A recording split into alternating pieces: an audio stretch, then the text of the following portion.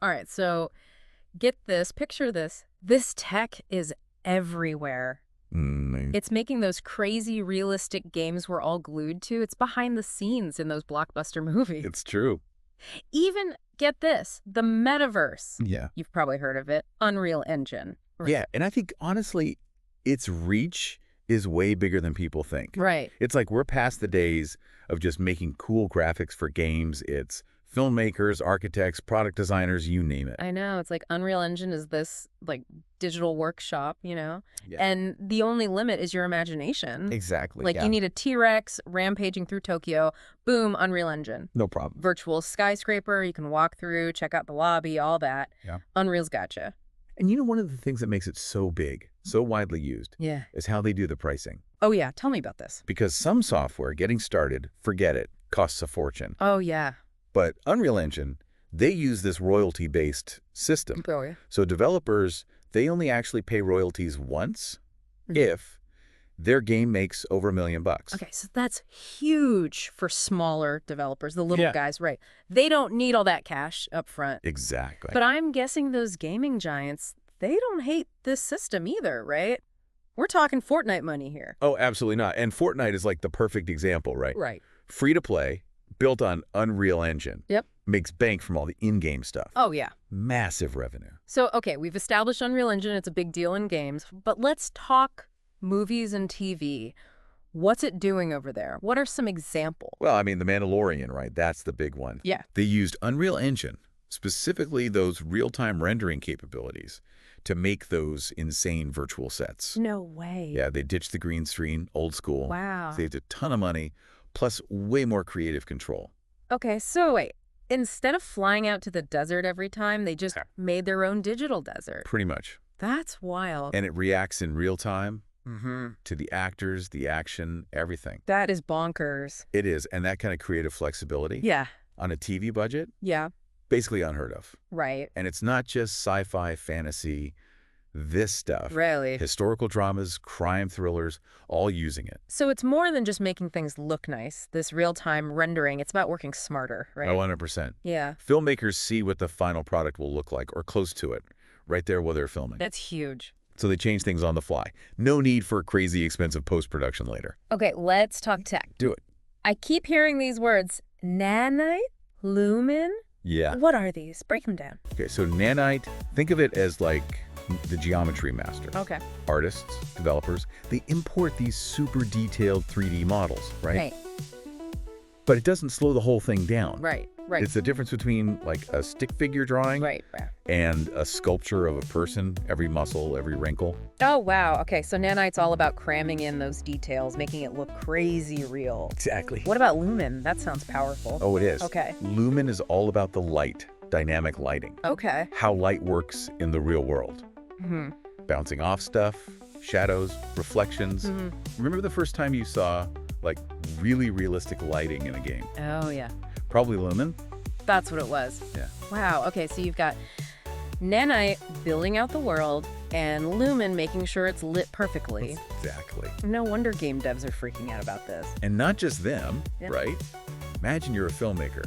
You can shoot a scene in ancient Rome, light filtering through the Colosseum, changing throughout the day, Oh my God. and it looks real. And no permits, no building sets, just pure digital freedom. Exactly, the ultimate creative playground. It really is. Oh, and speaking of pushing those boundaries, Yeah. we got to talk about metahuman. This is where it gets really, really interesting. Okay, I've heard whispers of this is where the digital people look real, right? Really real. You're getting warmer. Metahuman, it's all about making these ultra-realistic digital humans. Okay. Facial expressions, skin textures, even individual hairs moving around. Okay, now I see why that's a big deal. Yeah, The possibilities are kind of endless when you think about it. exactly. Education, healthcare, customer It service. really makes you wonder about what real even means anymore. It really does make you think. Yeah. Like, we've reached this point where a digital person can make us feel things, the same as a real one. It's wild. What does that even mean for how we connect in the future? Right, it's a huge question. Yeah. And the more this tech gets going, Yeah. the more it's like, what even is real? Right. It's exciting, but kind of freaky too, right? Totally. Like, these lifelike digital people could be huge for education, for healthcare. I get that. Oh, yeah. but blurring those lines. Yeah. A little bit creepy. It's powerful stuff. And like they say, with great power Comes great responsibility. Exactly. Speaking of powerful tech shaping the future, Yeah. we got to talk metaverse, right? Oh, you got it. Everyone's talking about it. But it's still one of those, like, what is it things. It's a buzzword for sure. Yeah. And everyone's got a different definition. But basically, persistent, immersive, digital spaces. Think like a network of these virtual worlds all linked up. Yeah. And you're in there interacting, going to events, Yeah.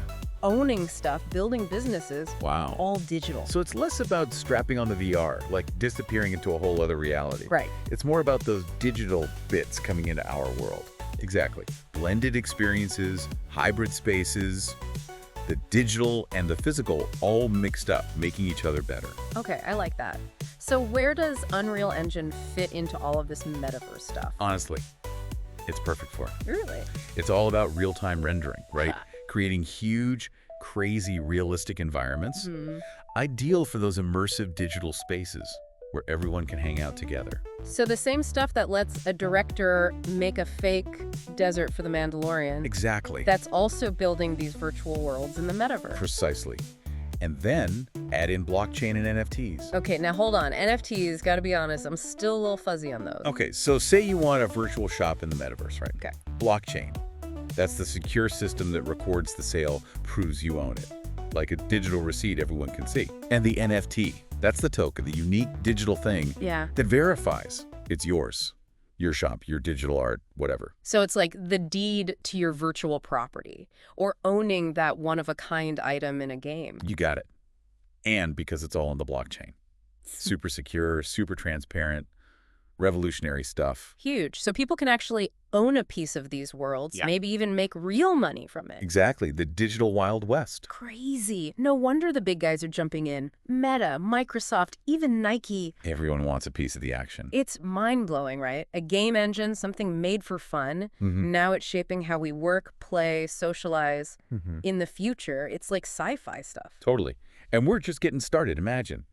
Concerts with friends from around the world. Wow. Virtual clothes you can try on, they fit you perfectly. No, Touring historical places, all from your couch.